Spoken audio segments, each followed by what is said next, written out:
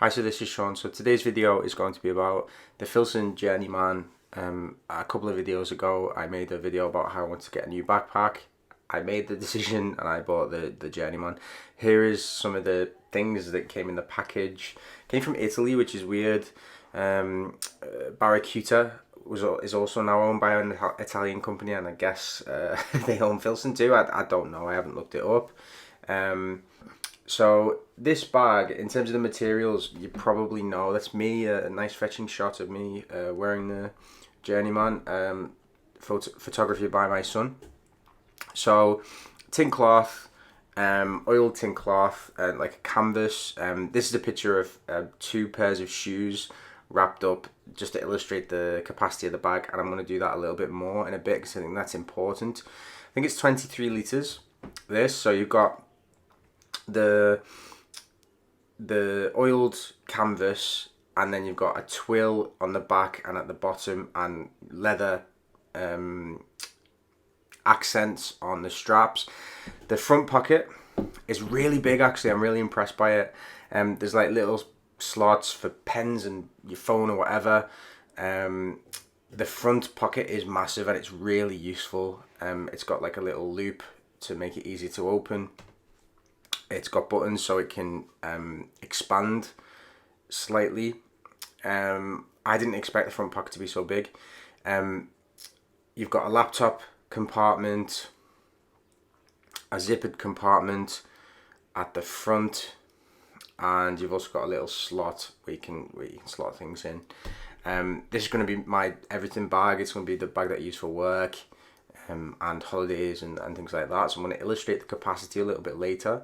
So stick around for that. I hope that'll be useful, because this is replacing the Kanken Maxi, which apparently is like 19 litres plus 9 litres at the back with an expandable pocket. This is 23 litres. The strap, the leather strap, is awful. Like, who made the decision to make it that thin? It doesn't feel secure, to be honest, and that's my biggest gripe with this bag. It's kind of like, the finish is kind of greasy, which doesn't sound good, but it is. It's really nice, but it's kind of like a barber jacket. You know, you can re-wax it every now and again as well.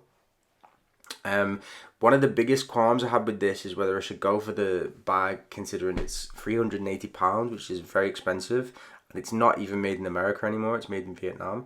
So that's an issue for me, but you know, I went with it, and it does feel really high quality, actually. So this is me trying to pack what I would consider appropriate stuff for a week's holiday.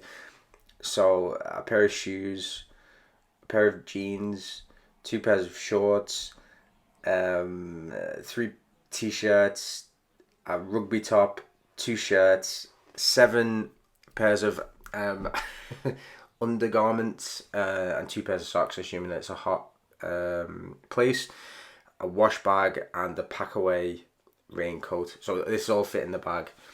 The capacity is less than the bag that I used to have, but the bag that I used to have had a back compartment which wasn't really usable except for something that was flat. So yeah, I mean, this is perfectly adequate for that, in case you're wondering. Obviously I can't comment on what you would like to take and things like that. So far I've been really impressed with this bag. The biggest thing that I can say negative about it, well, 2 things: that it's not made in America. I mean, is anything made in a country like America or England or wherever nowadays? But these used to be, and you know, the pricing is pretty high for something that isn't made in America, particularly because it used to be. Also, the leather carry handle is so thin. It's silly, really. God knows who made the decision to put that. I mean, it's not supposed to be carried by that, but you know, if you pick this up, I could imagine that it would break. It doesn't fill me with confidence, the thickness of it. As I've said, I came from the Fjallraven Kanken Maxi, and this is more comfortable. The straps are kind of thicker. The bag seems more kind of balanced.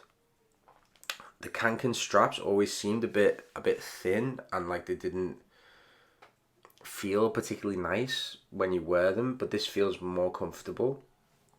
As I said, this is me loading the front compartment with a packaway rain jacket and a wash bag with like a bunch of stuff in it.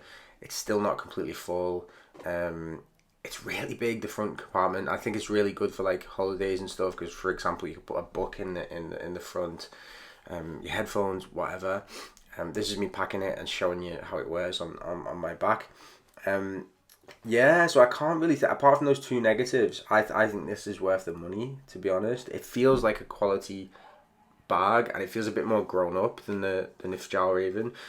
Not in the sense of like a leather backpack, like dead posh like that, but it feels like more kind of grown up and like dressy is not the word, but more fancy, if you like, which I kind of like. Even though it's a heritage style, so this is the bag with a week's worth of stuff in it, just to illustrate. Here it is. It's really stylish, quite nice looking, really well made, quite hard wearing. It is expensive, so that's something to bear in mind. And I have bought a kind of rain cover for it, because I think it's too nice just to get all wet and gunky when I'm cycling to work. So just an East Pack kind of rain cover. Yeah, so if you've got any comments or any questions, hit me in the comments and ask. If you like the video, please subscribe. Thanks very much for watching. Bye bye.